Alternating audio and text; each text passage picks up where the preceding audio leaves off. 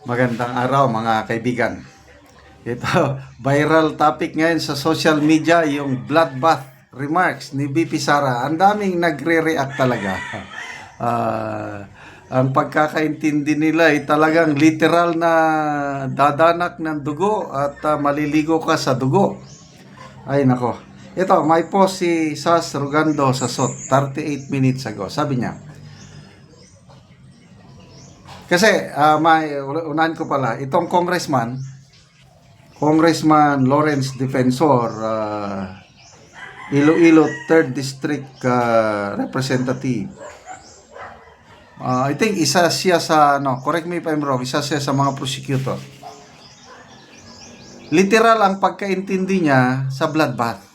Kaya sinabi niya na bad example daw ni si BP Sara sa mga youth na nag-idolize sa kanya. Ito ang statement ng kongresista. Saying that she wants a bloodbath. That attitude has no place in government. It's a terrible example to the youth who are watching her. And many Filipinos look up to her, idolize her. That's a terrible example. Ako? Wala. Hindi daw magandang halimbawa ang ating Vice President. Paano na lang yung mga tao na naghuhumiyaw na every time na o everywhere na mapunta siya naghuhumiyaw. Magpa-selfie sa kanya. Anyway, mamaya natin pag-usapan. So, ito ang reaksyon naman ni Sasasut. I think what is bad example for the youth is having a bad comprehension of figurative speech or language that has no place in government.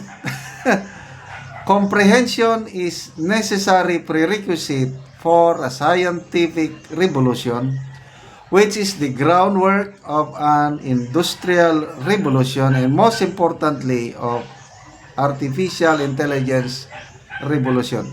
Comprehension is fundamental.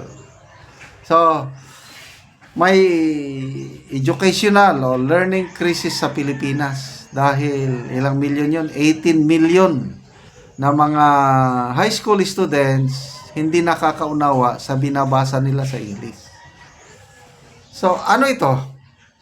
Kongresista na natin, naunawaan ba niya ang bloodbath?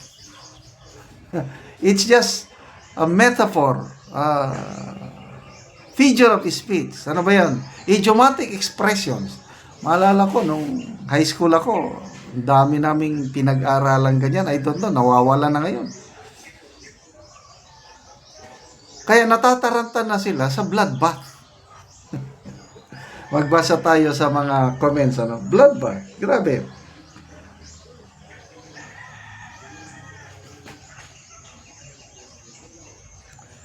Mir Iro, sabi niya, reading comprehension at 10%.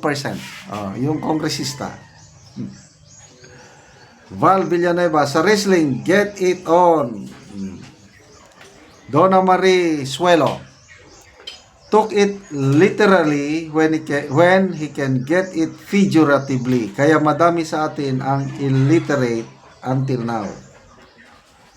Ann Gendrala, ang bloodbath is an idiom. Sa Tagalog, madugong labanan. I am sure you have heard this. Yes. Nako, madugong labanan dyan. Example, mga kahit sa politika, yung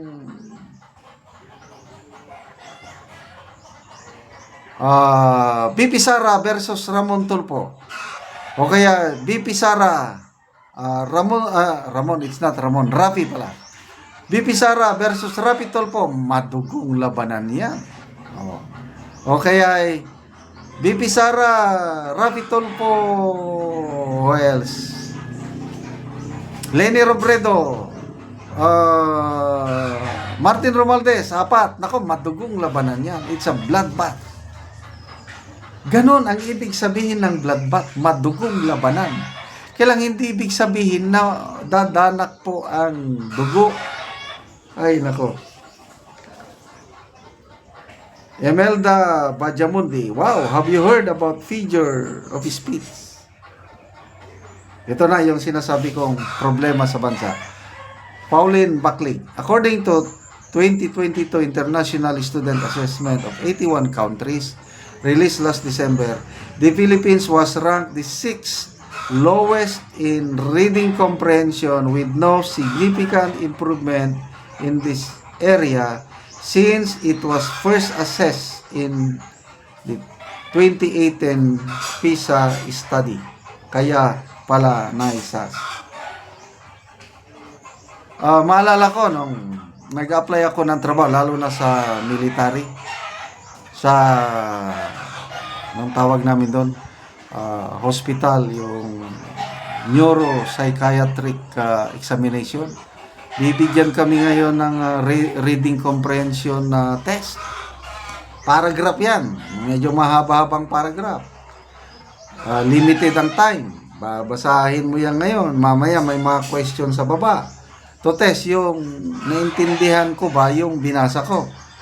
So kung mababa ang reading comprehension mo, hindi mo talaga masasagot yung mga tanong ng tama at mauubos yung oras. Kaya makarelate ako sa reading comprehension. Pwede mong mabasa, kaya lang hindi mo naintindihan yung binasa. Yun ang problema sa educational system natin ngayon.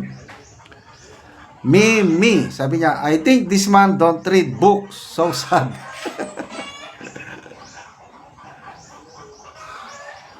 Kaliza Apari, that statement confirms the Philippines problem with comprehension. Okay, mas mabuti pa ng kaunti si Jose Claire Castro.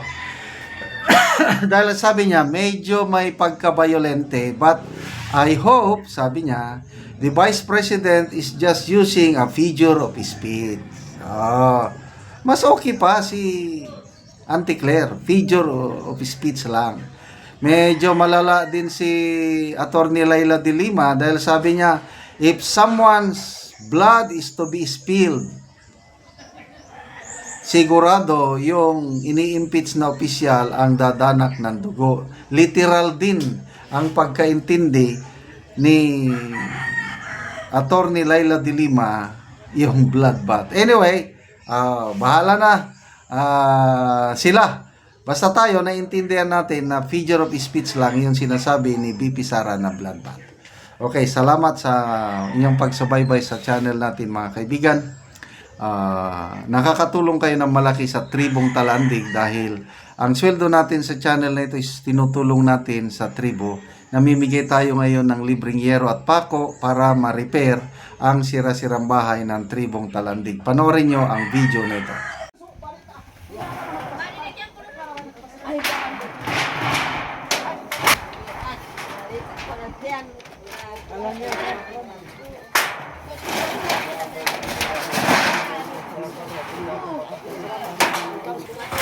Aman nagiyaw ko kay manok kung kay kau tayan at ay una tikaon.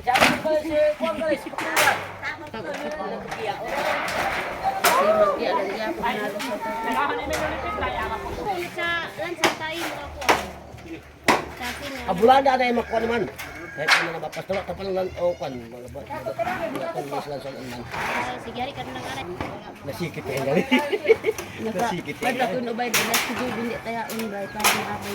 Eh, siguro kaya nasum kumakagpan niya di siya. Kapan na kay gang outlook. Salamat ulit kayo kaya nakakaroon ako. Palibangan ako.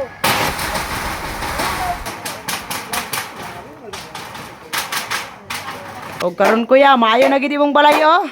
Nakapatindog na gid ka og bagong balay. Ay, salamat kayo Ginoo nga nakapino na akong balay nga sana kayo. Oo. Maayo na gyud. Mayo na Ginoo nga akong balay. Oh. O karon ya unsay imong ikasulti nga nakabalay na ka, nakapatindog na ka og bagong balay. Ay mayo kay natabangan ko sa Ginoo. Nga mao ni. Nga nakapan ako sana nga balay kayo.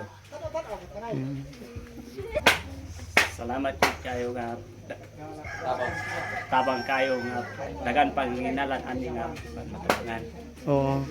So dagan pag nanginahanglan din ni sa inyo ang matabangan. Dagan pag nanginalan nga patabangan. Oo. Pila day kabuki mong anak ya? Ay, isa pa. Isa pa imong anak. So karon pagid ka nakapatindog og balay. Ay karon pa kay Salamat kayo ya.